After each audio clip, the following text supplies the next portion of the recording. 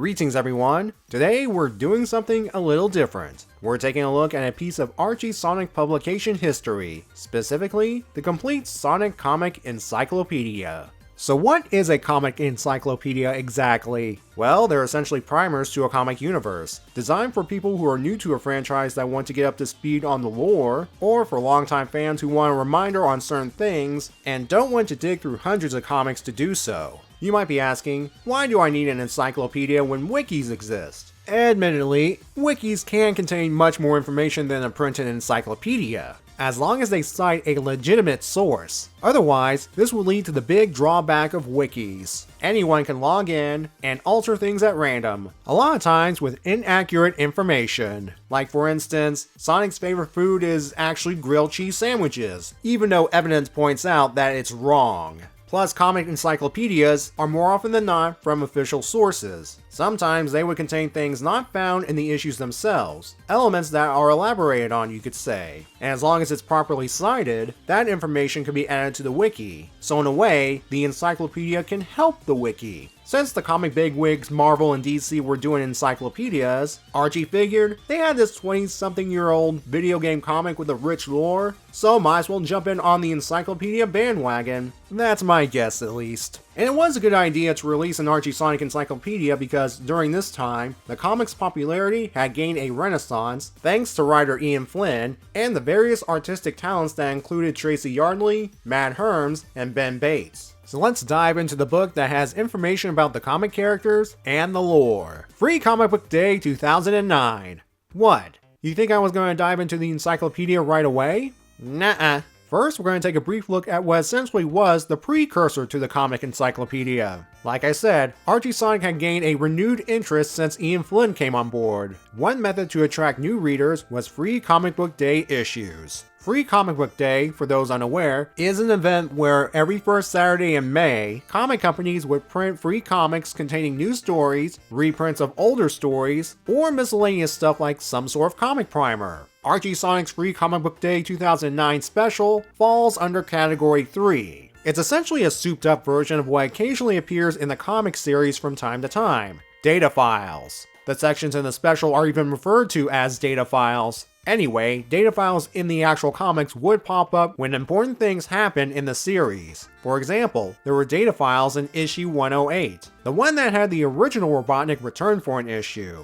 Long story short, there have been two versions of the main villain. One perished in issue 50, and the second one formally arrived in issue 75. Put a pin on that for later. Going back to 108's data files, not only is there a data file for the original Robotnik, there is one for his replacement, Eggman. It may look impressive for the time, but I can tell you that the information you're seeing here is, as of today, inaccurate. The thing about long-running series in general is, writers come and go, and whoever is the main writer at the time can retcon elements here and there, as long as the higher-ups give the A-OK. Also put a pin on that for later. Going back to Free Comic Book Day 09, the book itself contained entries pertaining to the main game characters, Sonic, Knuckles, Shadow, and Robotnik, as well as entries that surround them such as the Freedom Fighters and the Chaotix, along with their histories, the battle with Robotnik's forces, and the various conflicts between the groups. It's not bad for a quick guide into the Archie Sonicverse. Perfect for newbies, especially since around that time, the main series was celebrating its 200th issue.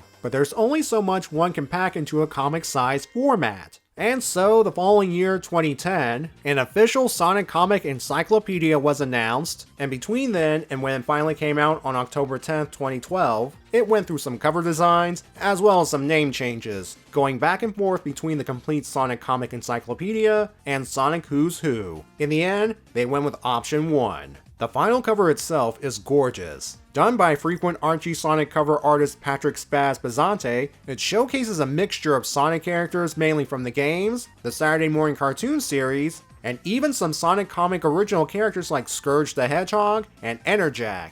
Well, a version of Enerjack at least. Hold on. There are two versions of Eggman on the cover. The regular one, and the one wearing PJs. I guess it makes sense meta-wise as two different versions of Robotnik served as the main villain of the series. In reality, I think Patrick snuck Pajama Eggman, which is based on actual art, on the cover as an Easter egg. So the encyclopedia itself, It has to be huge if it contains hundreds of issues worth of material, right? Well, actually, it's roughly the same size as the Sonic Select graphic novels, only a little bit thicker. Still, the amount of content packed inside is pretty impressive.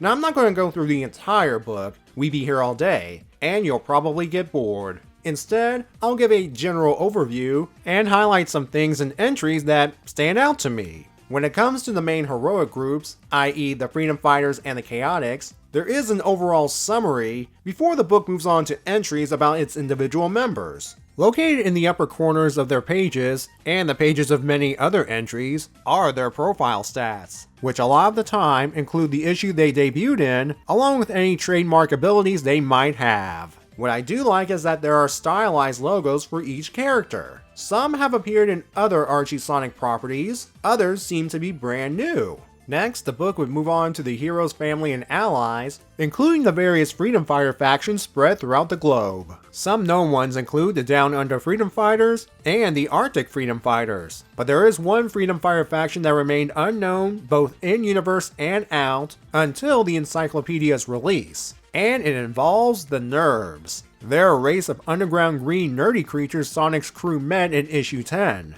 Long after those events, most of the race joined the Eggman Empire as miners to fuel the Doctor's machines. The nonconformists of Nerve Society formed a resistance group consisting of, quote, a remarkable warrior, a brave princess, a royal guard, a legion deserter, and a gifted mechanic. Their goal is to find their king and restore things back to the way they were during their childhood. That sounds familiar. Speaking of kings, one of the things I found interesting as I was reading through the sections about the Freedom Fighters' families is the lineage of the Acorn family, how they were given titles based on their deeds/legacy. One entry of note is Sally's own father, King Maximilian the Cursed. Yeah, the guy had it rough. He was sent to a pocket dimension by Robotnik, forced to survive in said dimension by an evil wizard in exchange for his kingdom, crystallized, possessed, and eventually poisoned and paralyzed. Twice. He was also going senile.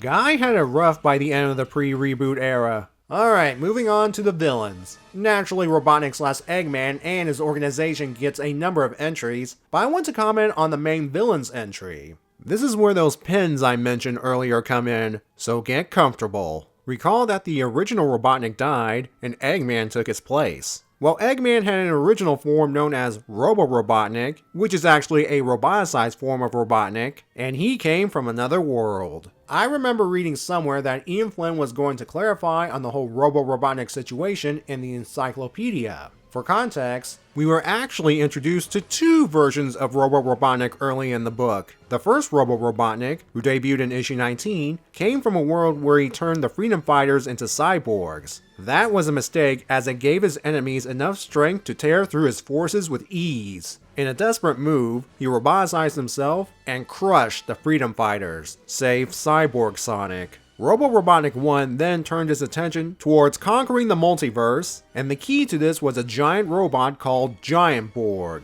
He was ultimately defeated and destroyed by an alliance of alternate Sonics, and Cyborg Sonic took his head back to his world. The second Robo-Robotnik, who debuted in issue 22, came from an alternate future timeline where Sonic and Sally are king and queen with kids, and that Robotnik also roboticized himself as a final play against Sonic. Robo-Robotnik 2 would be defeated in his final battle, but he would survive by downloading himself into an old decrepit satellite. He would wallow in despair until Robotnik Prime arrived and reinvigorated him. For some reason, Carl Bollers, who was the main Sonic writer around the time of issue 75, decided to combine the two Robo-Robotniks into one. In that issue, the Robo-Robotnik who would become Eggman explained his past actions, including getting Giant Borg in issue 19, and his meeting with Robotnik Prime in issue 22. He would go on to explain that after the meeting, he annihilated his universe's Sonic, and traveled to the main universe after Robotnik Prime bonded himself. Of course, there are arguments for and against combining the two Robo-Robotniks. The main example being that Robo-Robotnik 1 teamed up with Evil Sonic, aka the future Scourge the Hedgehog, in his quest to get Giant Borg. And later on, the Robo-Robotnik that became Eggman would recruit Evil Sonic, who thought it was the same one from issue 19, in order to collect the Giant Borg pieces scattered throughout the multiverse. that plan ultimately fell apart. I understand why Ballers wanted to streamline the Robotniks, but at the same time, it caused a big problem. Robotnik 1 turned the Freedom Fighters into cyborgs. So unless King Sonic and company reversed their condition, or used artificial skin to cover up their endoskeletons, there is no way this could work. Tying this back to the encyclopedia, Ian would have to find a way to clarify the Robotnik confusion in the book.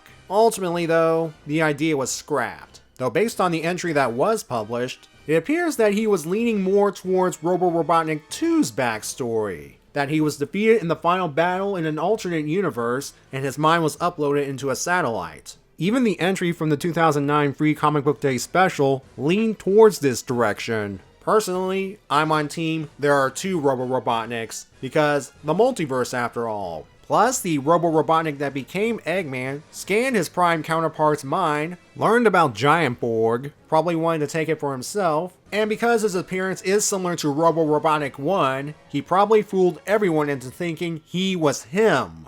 Anyway, sorry about that long tangent, back to the encyclopedia. The book would have more entries dedicated to the other major villains such as Sonic's evil green alternate universe counterpart, Scourge the Hedgehog, the immortal Mammoth Mogul, the elemental wizard Ixis Naugus, the Iron Queen, a techno-mage that can control machinery, and the albino echidna mad scientist, Dr. Venetivis. Taking a brief look at the Enerjack entry, the encyclopedia reveals that it's actually a malevolent spirit that possesses echidnas that have given into their hubris, and there have been others prior to the ones that have appeared in the comics. The original Enerjack was a scientist who studied the Chaos Force, got power hungry when he became one with it, and was scattered among the Chaos Force upon his defeat. Your eyes are not deceiving you. There are no spaces between the words of Enerjack 1's entry. Quality work right there. The entry for Enerjack 2 mentioned him appearing during the Forgotten Wars, and was so dangerous, the two warring factions called a temporary truce to defeat him. Then there are the two that appeared in the series proper. Dimitri, Knuckles' great uncle several generations removed, who soaked up energy of 11 Chaos Emeralds, and finally, Knuckles himself, thanks to the machinations of Dr. Venetivis. Dark Enerjack, who is from an alternate future Mobius, does not appear in this entry, though he does appear in a different section of the book. Oh, don't worry, there are entries dedicated to the lesser villains of the series. I mean, we can't leave out the wacky duo of Bean and Bark now, can we? Besides entries on individual heroes and villains, there's information dedicated to the various organizations of Mobius. Learn about the inner workings of the Eggman Empire, the various machines he's used, including multiple versions of Metal Sonic. The pre-reboot era treated metal like a disposable tool until Sega told the creators to knock it off. Then there are the Bagnet Hordes, the Doctor's various artificial children, and then we have information on his current standing army, the Dark Egg Legion. Mobians converted to his cyborg slaves, if they cannot be roboticized. On the more heroic side of things are the ruling council of our hero's current home of New Mobotropolis. When everyone moved to this nanite city following the destruction of their former home, Knothole, a change of government was made courtesy of a discussion, well, after a fight, between Tails' father Amadeus Prower and Sally's brother King Elias Acorn. Thus, the retooled Republic of Acorn is now ruled by a 7-member council made up of 6 citizens and the king, all sharing equal authority. Though you may notice based on these images, their membership has changed throughout the series, for good and bad. Another heroic organization, the United Federation, had some very interesting tidbits that I did not know about until I picked up the book. The various human civilizations that comprised the United Federation had a plan to protect each other from the outside world. If one city was discovered, they alone would pretend to be all that remains of the old world, sparing the other members. Their second line of defense? The Guardian Units of the Nation, aka GUN. Due to a number of comic-related events, the United Federation has revealed itself to the rest of Mobius. While this decision risked exposing itself to the Eggman Empire, a more public United Front might be beneficial for the United Federation in the long run. Now, why were the cities hidden from the world in the first place? That's something I'll reveal in a bit.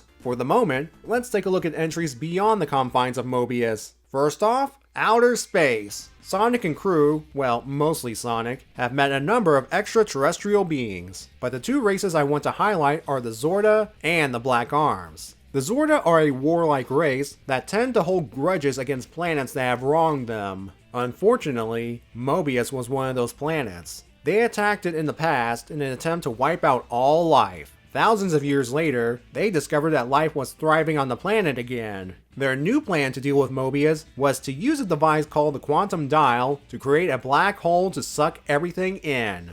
That plan would be thwarted thanks to Sonic. The reason the Zorda didn't try a third time is because of our next major alien race, the Black Arms. You know, the main alien threat from the game Shadow the Hedgehog? The backstory is roughly the same. Professor Gerald Robotnik made contact with Black Doom, who helped him create Shadow the Hedgehog 50 years ago. The Black Arms plan to return in the present day to feast on Mobius' population, but that was delayed due to the Zorda wanting to annihilate Mobius. Because they don't want anyone to interfere with their potential food supply, the Black Arms declared war on the Zorda, and they've been locked in a stalemate. Ironic that a war between who gets the rights to destroy Mobius actually spared Mobius. That's enough of outer space. Let's traverse the multiverse for a bit. Some of the notable alternate universe related entries include Blaze the Cat and her home dimension, the Soul Zone, Scourge the Hedgehog's home dimension and its inhabitants, and the Special Zone pocket dimension that houses the Chaos Emeralds. There's even an entry dedicated to the world of Sonic Underground. Yes, that appeared in the series at one point. And there was even a plan to have a conclusion within the spin-off series Sonic Universe. That never came to pass, and sadly outside of a fan comic, their story would remain unfinished. Many of these alternate realities were connected via the Cosmic Interstate and monitored by the Zone Cops, perpendicular versions of the main cast that have Z's in their names. For some reason, among the multiverse-related entries, there's one for Silver the Hedgehog. Odd, considering he's from the future. Although, he has traveled to 2 alternate futures in his quest to save his world. By the way, those alternate futures have their own dedicated entries. Wait a minute, from Silver's point of view, they would technically be alternate past. And timelines could be considered alternate universes in themselves, so his placement among the multiverse entries does make sense, I think. Let's move on to less complicated things like entries dedicated to objects, magical or otherwise. We've got the Chaos Emeralds, the Master Emerald, which in this continuity was formed when 14 Chaos Emeralds fused into one, the Soul Emeralds and the Jeweled Scepter, and vehicles, vehicles, vehicles. As you may have noticed, the art used in the entries vary in quality. Some are brand new, made exclusively for the encyclopedia. Others are pulled from the comics themselves, whether it's cover images, panels, or character profiles. It's understandably a cost and time-saving measure to recycle comic images, and some of them do work in the encyclopedia. However, it is a bit jarring as some of the images are pulled from older issues. See, non-game characters tend to have 4 fingered hands as opposed to the game character's 5. It was only after artist Tracy Yarley came on board around issue 160 that all characters would get 5 fingers, and would remain that way, for the most part, for the rest of the book's run. The encyclopedia is more than just entries. As advertised, it contains a world map and a timeline of major comic events. The world map is based on the one from Sonic Super Special No. 2, Brave New World, only updated to reflect more locations. And yeah, it is pretty detailed, with its numbered locations and the names of the actual continents on the bottom. Let's see. We got the likes of Sumerica, North Amer, Tundra, Ifrica, and Down Under. Between the names and the oddly familiar land masses, you could have sworn that this is actually a version of Earth. Well, guess what? And try not to be surprised. Also, spoiler warning, Mobius is a future Earth, something that was confirmed in issues 124 and 125. This segues perfectly into the Mobius timeline. The events of the comics timeline, believe it or not, are actually reprints. Well, a good portion of it. Like I said earlier, Archie Sonic saw a big renaissance, and Archie Comics tried to capitalize on this by releasing the Sonic Super Special magazine. It's mainly a collection of reprinted stories that are sold in the magazine section in places like Walmart, often targeted towards the more casual reader. At the end of the first 5 or so issues is a section dedicated to the Mobius timeline, which depicted the world's history several acts per issue. This is the same timeline that would later appear in the encyclopedia proper, with more entries beyond what was initially printed. Quick note, the magazine's 7th issue actually has entries taken straight from the encyclopedia as a way to promote the book. The timeline events begin with the end of the Earth. A Zorda ambassador visited the planet, and humanity killed it. That did not sit well with the ambassador's people, and they bombed the planet with gene bombs, breaking down all life into their basic components. This was attack number 1 on the planet that would become Mobius. It was the end of all life on Earth, save for a number of humans that built a few hidden cities beforehand. I don't think I need to explain what became of those cities down the line. The timeline goes on to chronicle the emergence of new life, formed when all the genetic sludge started coalescing. This would eventually give rise to 2 dominant species, Mobians, aka anthropomorphic animals, and Overlanders, genetic cousins to humans.